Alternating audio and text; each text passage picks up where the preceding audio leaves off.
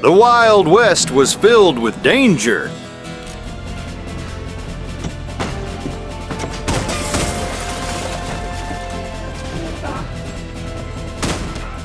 But not all of it came from bandits or outlaws. Sometimes the greatest threat was the very weapon on your hip. Cowboys tucked Colts into waistbands. Gamblers stuffed pistols in their pockets, and riders strapped revolvers to their saddles.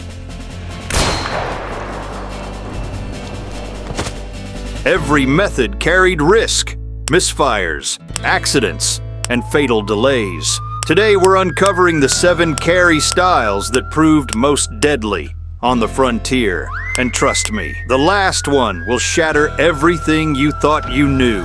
Number 7, the Pommel holster. The riders gamble. You swing into the saddle and your revolver is already 3 feet away from your hand. It's the 1830s, and the frontier is expanding faster than law can follow. Guns are heavy, 4.5 pounds of iron and wood, and men on horseback need somewhere to stash them. So they hang them from the saddle. Leather pouches, simple, functional. Born from military necessity during the era of flintlock pistols and cavalry charges, the Pommel holster became the first answer to a question every cowboy would ask. Where do I put this thing? The military invented it out of pure practicality, and as westward expansion accelerated, civilian models followed. These weren't elegant solutions. They were survival tools, wrapped in cowhide. The Pommel holster solved the weight problem in the most straightforward way imaginable. You didn't carry the gun. Your horse did. The Colt Walker, a beast of a revolver, found a home there. So did the early dragoons. It kept the weapon within arm's reach during long rides across hostile territory, dangling from the saddle horn like a promise of protection. And for a man who spent more time in the saddle than on his feet, it made perfect sense. You could rest your hand on it during those endless prairie crossings, feel its presence, know it was there, ready if Comanche raiders appeared on the horizon or a rattlesnake spooked your mount. But the moment you dismounted, you were defenseless. An ambush on foot meant scrambling back to your horse if it hadn't spooked and run. The gun was exposed to dust, rain, and rust, the elements eating away at firing mechanisms with every mile. Worse, it could be stolen while you slept, lifted from an unattended mount in seconds by opportunistic thieves or rival cowboys. And in a world where every second mattered, being separated from your sidearm wasn't just inconvenient. It was fatal. You were a man with a gun you couldn't reach, which made you the same as a man with no gun at all. The Pommel holster taught the West its first hard lesson. Accessibility beats comfort every time. It faded as belt holsters evolved, but its ghost lingers in every saddlebag and scabbard that followed. It was the beginning, clumsy, heavy, and slow, but it was ours. But while the Pommel holster left you helpless on foot, the next carry method had you pointing a loaded gun at your own spine. Number 6, the reverse draw, the cavalry's curse. You reach across your body, invert your wrist, and pray you don't shoot yourself in the process. It's the Civil War, and your cavalry. Your right hand holds a saber. Your left hand, that's for the revolver, holstered butt forward on your right hip. The reverse draw, also called the cavalry draw, or plains draw, was born from battlefield necessity. The U.S. Army designed it so mounted soldiers could cross-draw with their weak hand while keeping their sword arm free for slashing at Confederate infantry. It made sense on paper, tested on parade grounds where officers nodded approval. On horseback, it even worked well enough. But when the war ended, and those soldiers rode west, bringing their habits and their trauma with them, they discovered the frontier didn't care about military doctrine. The reverse draw excelled in one very specific scenario: comfort when sitting. That mattered more than modern shooters realize. Cowboys spent 14-hour days in the saddle, their bodies adapting to leather and stirrups. Lawmen patrolled from horseback, sometimes for days without dismounting, And if you were seated at a card table with gamblers eyeing your stake, on a stagecoach bench, fleeing road agents, in a saloon chair, watching the door, this carry gave you surprising access. The gun sat naturally against your body, the butt positioned where your left hand naturally rested. No digging into your ribs, no awkward shifting every time you leaned back, just there, patient and ready. But standing, drawing in a face-to-face confrontation, that's where it turned lethal for you. You had to rotate your wrist backward in an unnatural motion, twist your elbow outward, and pull in a movement that felt like dislocating your shoulder. The biomechanics were all wrong. Worse, the muzzle swept across your midsection during the entire draw. One slip of your thumb on the hammer, one nervous twitch, and you'd gut shoot yourself before your enemy even cleared leather. It required dedicated practice most men didn't have time for, muscle memory built through thousands of repetitions.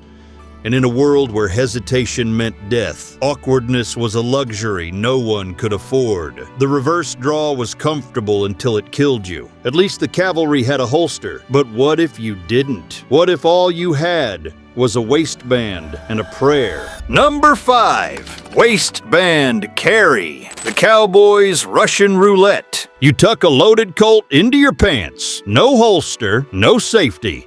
And the barrel is aimed directly at your femoral artery. It's the 1870s, and holsters cost money. Good ones cost even more. And if you're a drifter, a ranch hand earning $30 a month, or an outlaw on the run with a price on your head, you don't have either. So you improvise in the way desperate men always do. You jam your revolver into your waistband, maybe opening the loading gate to keep it from sliding down your pants like some lethal comedy. Maybe you drape a vest over it for the illusion of concealment. Maybe you just hope for the best and walk carefully. This was the most common carry method in the Old West. Not because it was good, not because anyone recommended it, but because it was absolutely free. Waistband carry gave you one undeniable advantage: speed. No fumbling with a holster's retention strap, no leather loop to unbuckle with shaking fingers. Just grip and pull, assuming nothing went wrong. Some men swore by it, developing their own techniques and tricks. Others shortened their barrels specifically to make it easier, creating snub-nosed monstrosities that sacrificed accuracy for convenience. And there was something primal about it, raw, unfiltered, dangerous in a way that felt honest. You felt the cold steel against your skin with every step. You knew it was there, always. The weight reminded you that violence was just one quick motion away. But nothing protected the trigger. And that's where theory met reality in the worst possible way. Your belt could snag it, a shirt tail could catch it, the edge of a pocket could pull it, any of it could fire the weapon without warning. One frontier sheriff forgot to close his loading gate during a desperate draw. The cartridge slipped backward, jamming his gun mid-fight, while his opponent took aim. He survived through sheer luck. Others didn't get that mercy. The front sight caught on fabric during draws. The gun shifted while you walked, rotated while you sat. And every time you bent over to pick something up, sat down hard on a chair, or moved wrong in any of 1,000 ways, you risked blowing a hole through yourself. Carrying iron this way was like flipping a coin with death, reckless, risky, and all too common. And the truth is, the dangers only escalated from here. If you're drawn to these hidden stories of the Old West, make sure to subscribe. There are plenty more myths and deadly mistakes still to uncover. But if shoving a gun in your pants was reckless, hiding it in your pocket was playing with fire and gunpowder at the same time. Number 4, pocket carry, the gambler's last hand. You reach for a coin, and your finger brushes cold steel, the trigger, and you realize too late what you've done. It's 1882, and you're a storekeeper, a gambler, a townsman who doesn't want to advertise you're armed. Violence is bad for business, but being defenseless is worse. So you slip a pocket pistol a cut-down revolver or derringer into your coat. It's discreet in a way that matters in civilized towns. It's civilized in a way that keeps the law off your back. And in the right hands, belonging to men with ice water in their veins, it's absolutely deadly. Pocket carry was the concealed method of choice for those who lived by wit, not speed. John Wesley Hardin, the most dangerous man in Texas, carried his Colts muzzle up in his trouser pockets, flipping them mid-draw like a magician's trick. But for every Hardin, there were 100 men who died fumbling. Pocket carry offered one massive tactical advantage: invisibility. You walked into a saloon, a bank, a poker game, and no one knew you were armed until you decided to reveal it. That surprise was worth its weight in gold, a deterrent, a trump card hidden up your sleeve. And for men who needed protection but couldn't afford to look like killers, merchants, bankers, professional gamblers, it was the only viable option. The gun was always within reach, always hidden, always ready. In theory, the psychology of it mattered too. An armed man who didn't look armed could de-escalate situations before they turned violent, or escalate them with devastating surprise when necessary. But pockets aren't holsters, and that fundamental truth killed scores of men. They're fabric traps filled with loose change, tobacco, keys, and lint, any of which could catch the trigger. And unlike a proper holster, there was no retention whatsoever. The gun shifted with every movement, rotated unpredictably, pointed in random directions you'd never choose. Drawing required digging through layers of cloth, while your opponent already had iron in hand and aimed at your chest. Hardin made it look easy, because he lined his pockets with leather and trained obsessively, practicing until his hands moved faster than thought. Most men, they just hoped they wouldn't shoot themselves reaching for a dollar or a pocket watch. The hope was rarely enough. But at least pocket carriers knew where their gun was. The next method, that required reaching across your entire body and hoping your enemy was slow. Number 3, the cross draw. The comfortable killer. You sit in the saddle for 12 hours straight. Your gun rests on your weak side hip, and when trouble comes riding hard, you have to reach across your entire body to meet it. It's the height of the cattle drives, 1875, and you're pushing longhorns from Texas to Kansas through territories where both nature and man want you dead. Your holster digs into your ribs every mile, a constant pressure that turns painful after the first few hours. So you shift it, left side, butt forward. Suddenly sitting doesn't hurt anymore, and you can breathe without wincing. The cross draw wasn't designed for speed. It was engineered for endurance. Stagecoach drivers used it religiously. Card players preferred it. Anyone who spent more time seated than standing learned to love it. It was the carry of comfort in a landscape of constant discomfort, and comfort in a brutal land felt like mercy. The cross draw excelled in one very specific scenario: drawing while seated. If you were ambushed at a poker table with your back against the wall, pinned on a stagecoach bench during a holdup, or trapped in a chair at a roadhouse, the cross draw gave you access other carries simply couldn't match. Your weak hand could reach it naturally without contorting your body. Your draw was smooth, economical in its motion, and unlike strong side carry, you didn't have to twist your entire torso to clear leather, which mattered when you were wedged between other bodies or furniture. For men who lived and died in confined spaces, and that was most of the West, it was a genuine lifeline. But standing face to face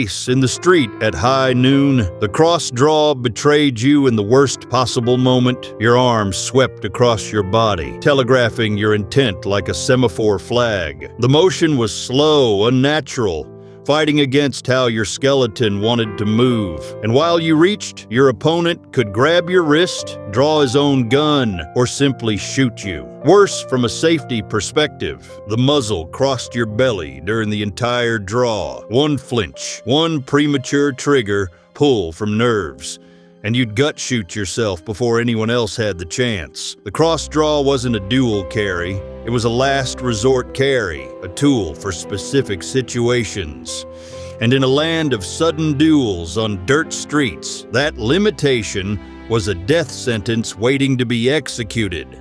But what if you wanted true concealment? What if you needed to hide a gun where no one would ever look, even if it meant risking your life every time you drew? Number 2, the shoulder holster, the hidden executioner. You unbutton your coat, reach under your arm, and pull straight up. And in that moment, you realize you've already lost. It's the 1880s, and you're a lawman in a growing city, a gambler in a high-stakes game, an outlaw who can't afford to be recognized by bounty hunters or angry victims. The shoulder holster was born from a need older than the frontier itself: invisibility. Worn under a coat or vest, strapped across your torso like a secret, it turned you into a ghost, walking among the living. No one knew you were armed. No one saw it coming. Doc Holliday carried 2 Navy Colts in shoulder rigs and drew them faster than most men could blink, his tuberculosis-racked body concealing instruments of death. But Holliday was an exception, a gunfighter who practiced until his hands bled. For everyone else, the shoulder holster was an elaborate trap. Concealment was the gift, and it was powerful. The shoulder holster let you walk into rooms where guns were forbidden, shake hands with men who'd kill you if they knew you were armed, sit at tables with your back exposed, and never reveal your true nature. It was the carry of spies and assassins, of men who lived by surprise rather than reputation. And in a world where reputation preceded violence, where known gunfighters were challenged constantly, being underestimated was a weapon in itself. You could be anyone: a banker counting money, a preacher quoting scripture, a clerk selling dry goods, until the moment you weren't. And by then, it was too late for your target. But drawing? That required peeling back layers of clothing, reaching up instead of down, in a motion that defied every instinct, and pulling a gun from an angle that fought against gravity and biomechanics. Early shoulder holsters, mainly before spring clips were invented, forced you to yank straight up, fighting friction with every inch. It was slow, awkward, unnatural, and every second you fumbled with buttons and fabric, your opponent was already firing, already moving, already winning. Worse, from a safety standpoint, the gun aimed at your own armpit, torso, and arm during the entire carry. One slip, one accidental discharge while holstering or adjusting, and you'd bleed out internally before anyone realized you'd shot yourself. The wound would be hidden, just like the gun, and you'd die quietly. If the shoulder holster was a gamble, the #1 deadliest carry style wasn't even real. It was a lie, a fantasy, and it got more men killed than any of the others combined.